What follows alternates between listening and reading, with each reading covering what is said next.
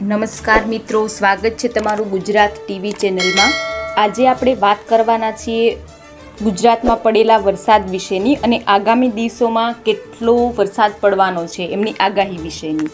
હવામાન વિભાગ દ્વારા આગામી 4 દિવસની આગાહી કરવામાં આવી છે, જે અનુસાર ગુજરાતના દરિયાકાંઠાના વિસ્તારમાં ઝડપી ગતિથી પવન ફૂંકાવાની શક્યતાને પગલે માછીમારોને દરિયો ન ખેડવા સૂચના આપવામાં આવી છે।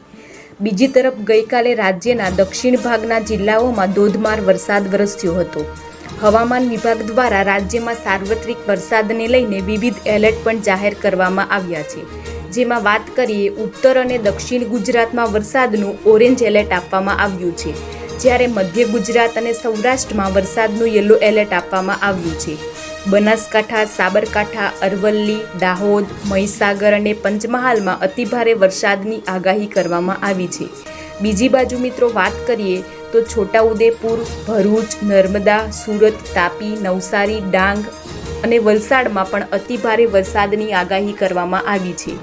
તો સુરેન્દ્રનગર, બોટાદ, ભાવનગર, મોરબી, રાજકોટ અને અમરેલીમાં પણ ભારે વરસાદની આગાહી કરવામાં આવી છે।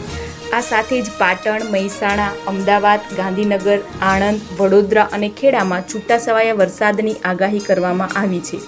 સાથે જ 5 દિવસ સુધી માછીમારોને દરિયો ન ખેડવા માટે સૂચના આપવામાં આવી છે। હવામાન વિભાગ દ્વારા રાજ્યમાં ભારે વરસાદની આગાહી કરવામાં આવી હતી, જેને લઈને રાજ્યમાં અનેક જિલ્લામાં વરસાદ જોવા મળ્યો હતો। ત્યારે છેલ્લા 24 કલાકમાં પણ રાજ્યમાં અનેક જિલ્લામાં વરસાદી માહોલ જોવા મળ્યો હતો, જેમાં છેલ્લા 24 કલાકમાં 131 તાલુકામાં વરસાદ ખાબક્યો હતો, જેમાં ઉમરપાડામાં સૌથી વધુ 5 ઇંચ વરસાદ જોવા મળ્યો હતો। વાંસદા, કપરાડા અને ખેરગામમાં 4.5 ઇંચ વરસાદ જોવા મળ્યો હતો। બીજી બાજુ વાત કરીએ પારડી, વલભીપુર અને કામરેજમાં 4 ઇંચ વરસાદ ખાબક્યો હતો। ડેડિયાપાડા, ડોલવણ અને તિલકવાડામાં 3.5 ઇંચ વરસાદ પડ્યો હતો। ઉમરાળા, ધરમપુર, બારડોલી અને ચીખલીમાં 3 ઇંચ વરસાદ જોવા મળ્યો હતો।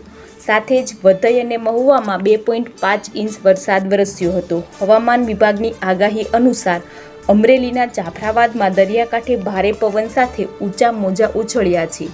જાફરાબાદ લાઇટ હાઉસ વિસ્તારમાં દરિયામાં કરંટ જોવા મળ્યો છે। માછીમારોને દરિયો ન ખેડવા માટે સૂચના આપવામાં આવી છે। મોટાભાગે દરિયાકાંઠે વરસાદી માહોલ જોવા મળ્યો હતો।